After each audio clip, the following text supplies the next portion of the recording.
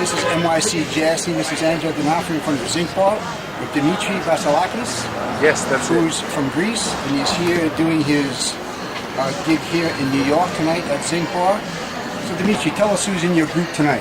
Okay, it's my favorite cats and the guys that I play with for the last 5-6 years now. So it's Sylvia Cuenca on the drums, Essiet on the bass, Theo on the piano, and me on saxophone and vocals.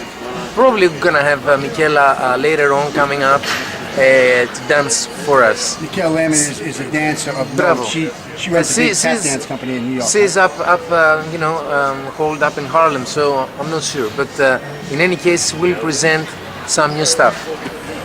So tell us about your background. You're visiting from Greece. You live in Greece now. Yeah, I live in Greece now, and it's part of a tour. I was in Chicago and in Illinois, in different places, teaching and playing. I did a sort of big gig at the Jazz Showcase in Chicago the previous month, and I'm playing here at different places, Smalls, Fat Cat, but the main gig presentation of the new project is here at the Zinc bar.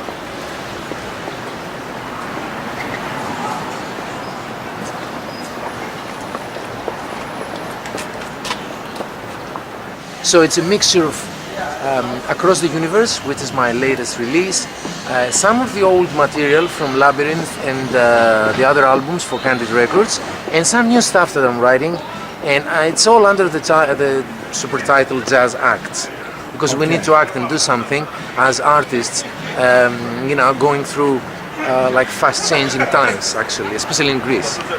Exactly, that was a very good point. As the political climate across the world changes, Dimitri, I started NYC Jazz Seen 4 years ago doing this filming and documenting, because I believe the most important part, if you do not document the artist, you cannot preserve the art form. And to me, the only thing that makes sense anymore in the world is art, music, culture, and literature. Yeah, that's it.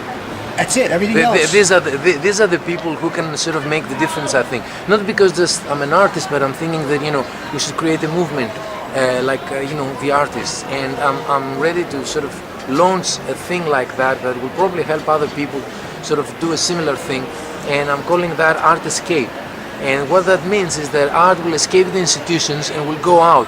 Like you see so many young artists, and they're not established, they're not going to be established easily, and they're not going to get any gigs or venues or festivals or booked. And one of the problems in America is the fact that the government, they're taking music programs out of schools. They're not supplying music instruments for the children anymore.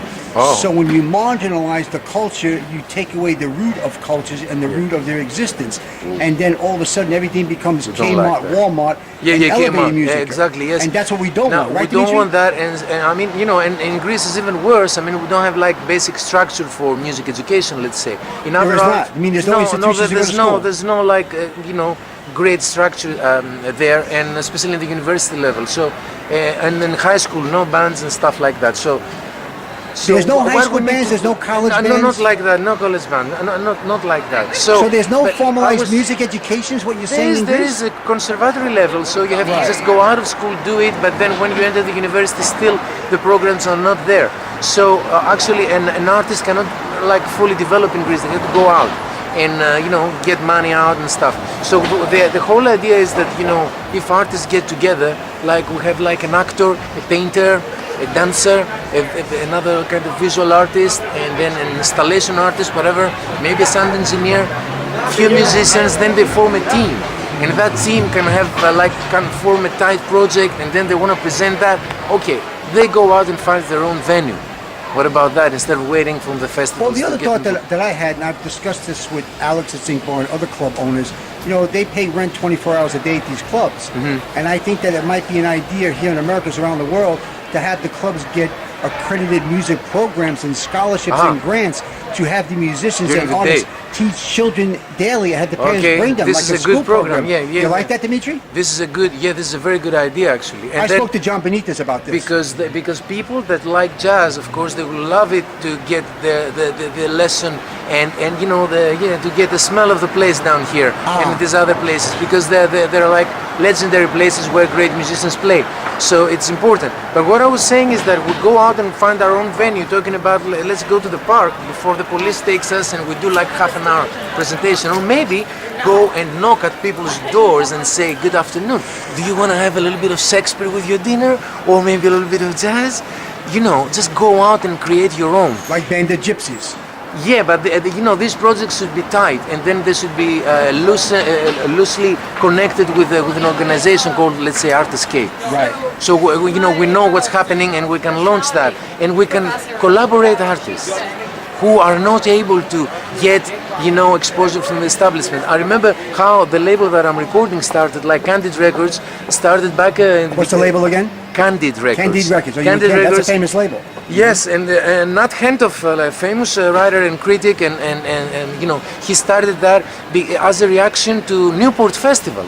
That's why we got the Newport Rebels, actually, back then, who was Max Roach and Abbey Lincoln and people like that. And then later we have like Charles Mingus doing all those very historic, important albums. And all these were recorded like back between 60 and 62, just as a reaction to the establishment, which at that time was Newport Festival. Right. So these guys were not getting it, so they created on their own. Now we're in the global situation where people, okay, they can go on Facebook, MySpace, whatever, Twitter, and then they can publish their music, but that's not playing live. They don't get the opportunity to play live. So what I'm thinking is like combining the artists, the creative artists, and getting out there to do it. We're here on the streets of New York with Dimitri Vassilakis, correct? Yes, you got it. Oh, pretty good. Yeah, you know, my grandmother, when I grew up in Brooklyn, I knew one Greek family, all these Italian families. Their last name was Kapsouris. All right. And there were two great Greek recipes that his yaya taught me. Yaya means grandma in Greek, yes, right? Yes, you got it. Pasticcio and strofko. I make those two dishes. Pasticcio, okay, man. Those are the only two Greek got dishes it. I can cook. You got But we're it, here yeah. with Dimitri, and he's breaking down a very important subject matter that most artists, at least young artists that are in our institutions today, don't have the experience, because being a musician that's been on the scene a while, he's looking through a lens of life's experience.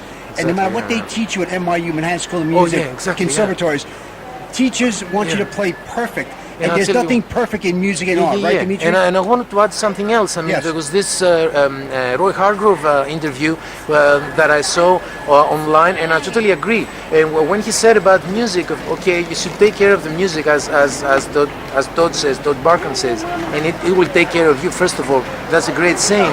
The second one is that you know, music should be live, and the teachers should be able to demonstrate. So what we lack now in the academic institutions, we've got teachers that are really in the academic situation where they cannot play. So in that sense, they cannot fully be able to demonstrate. So they need people like us who are on the streets, and we play, we're on tour, and we sacrifice the easy life maybe, or the difficult life of the academic guy, for the life of the, you know, the life of the artist. What many people don't realize, and since NYC Jazz Seen has been in existence the last 4 years, the physicality it takes one to play one's instrument. You have to be like an athlete. Because you're up there playing, if you think about it. No This is another important topic that you exactly. No matter what instrument you're playing, piano, drums, bass, the physical endurance, you know, that all you... And I'll tell you what, another good thing is that, you know, the athlete, because I like to do athletics, like I like to run, I even have run marathons and stuff. Now I even run around Central Park. It's great, and I bike and everything, so I keep myself like fit on the physical level, because I like to do that.